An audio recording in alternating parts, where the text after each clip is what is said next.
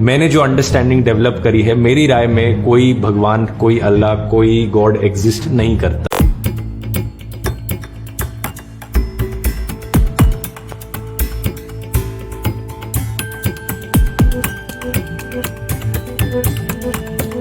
ये पहले तो कॉन्सेप्ट क्लियर करें, खुदा आया नहीं है, खुदा हमेशा से। हम इसे मैथमेटिकली साबित करते हैं।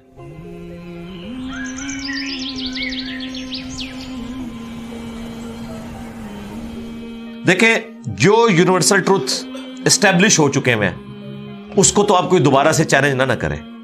यानी ये यूनिवर्सल ट्रूथ है कि 2 + 2 = 4। ठीक है, अब इसे कोई 5 या 3 बनाने की कोशिश करे तो जुल्म पर मबनी काम कर रहा है। आप दोबारा से व्हील भी इन्वेंट कर लें तब भी ये मैथमेटिकल इक्वेशन तो अपनी जगह रहेगी। बिल्कुल इस तरीके से ये चीज एस्टेब्लिश हो चुकी है कि कायनात पहले नहीं थी तो आई है।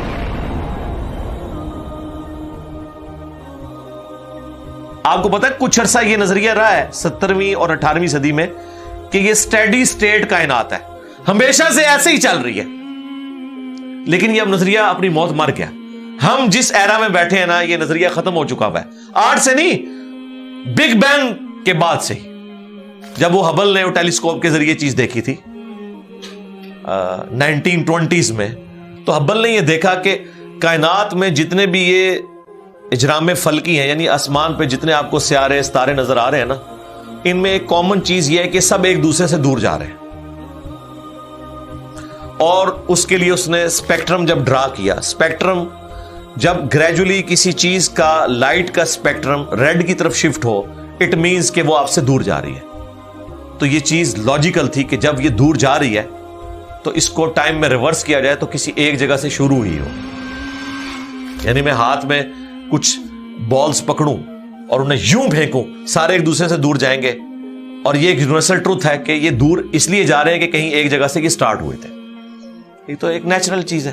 अच्छा, उन्होंने कहा कि अगर हम टाइम को रिवर्स करें और ऐसे पॉइंट पे पहुंच जाएं कि जहां से ये चीज स्टार्ट हुई थी, तो उसको साइंटिस्ट ने नाम दिया कि वो एक ऐसा पॉइंट था कि जिसकी डेंसिटी इंफिनिट थी, ना खत्म होने वाली, और वॉल्यूम 0 था। वॉल्यूम 0 है और डेंसिटी इंफिनिट है। इट मींस क्रिएशन एक्स नहीं लो, अदमे महज से वजूद, कुछ नहीं था तो ये हो गया। और फिर वो कहते हैं कि ये जो बिग बैंग हुआ है, इस बिग बैंग के बाद अगर 1 सेकंड के ट्रिलियन हिस्से के अंदर भी जरा सी डिस्टर्बेंस आती तो ये कायनात वजूद में नहीं आ सकती थी। और ये तो सिर्फ वजूद में आने की बात है, फिर जो billions of fine tunings planet earth के ऊपर मौजूद हैं, हर सियारे के एतबार से हैं, जमीन का सूरज से फासला, फिर इनकी ग्रेविटेशनल फोर्स, इनकी मूवमेंट, स्पीड, ये तो एक पूरी एक समझ ले एक ऐसी फील्ड है जिसमें इंसान जाके गुम हो जाता है। इन सारी चीजों को कंसिडर करके स्टेडी स्टेट कायनात की थ्योरी तो होगी खत्म और बिग बैंग होगी स्टैब्लिश। अब ये तो साबित हो गया कि क्रिएशन एक्स नहीं लो हुई है, यानी इंसान या कायनात ये पैदा हुए हैं। प्रॉब्लम तब थी आपके लिए जब आप ये मानते कि ये भी हमेशा से हैं, हमेशा से इंसान पैदा हो रहे हैं और दूसरा एंड कोई नहीं है। ये तो मसला हल कर दिया आपका साइंस ने, उनका नहीं, क्रिएशन तो हुई है। अब इसका क्रिएटर है या नहीं है, इसके ऊपर वो आके बात करते हैं।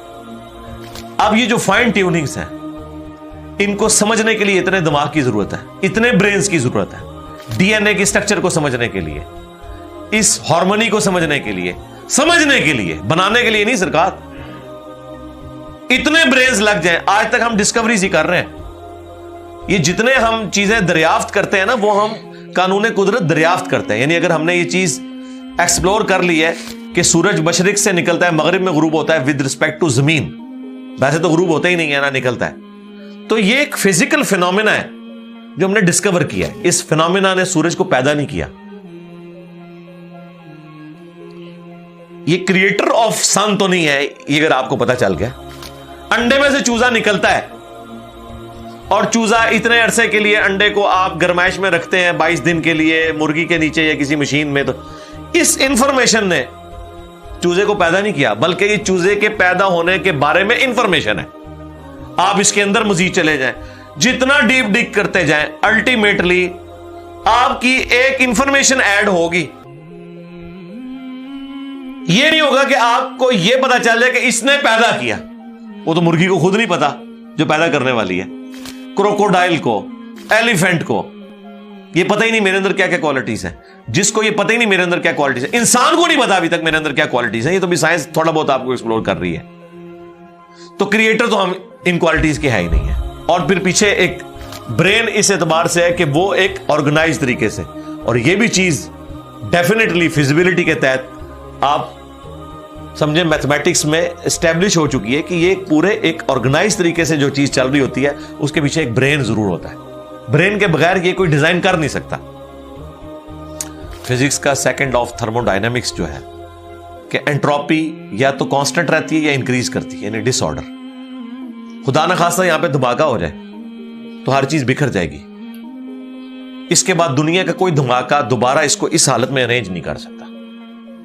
इसको कहते हैं एंट्रोपी, कि कहीं पे बिगाड़ आता है तो वो बढ़ता है। यह हो सकता है कि मजीद आप लोग लाएं तो ये बिगाड़ और बढ़ता जाए, या जितना है उतना ही रहे, वापस ऑर्गेनाइज नहीं हो सकता जब तक के दोबारा से इंटरवीन करके आप ये करना कार। ये कौन सा डिसऑर्डर है, ये कौन सा बिग बैंग है?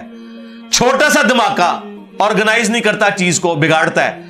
और इतना बड़ा धमाका, इतना बड़ा ऑर्डर ले आया है कि प्लेनेट अर्थ के ऊपर 2 मिलियन से ज्यादा स्पीशीज है। एक एक स्पीशी के ऊपर आप जिंदगी गुजारे, आप सिर्फ उसकी आदतें ही नहीं बता सकते क्या है। ये तो छोड़ दें कि ये बनी कैसी है। तो ये तो एक ना खत्म होने वाला सिलसिला है। तो ये ब्रेन तो एस्टैब्लिश है।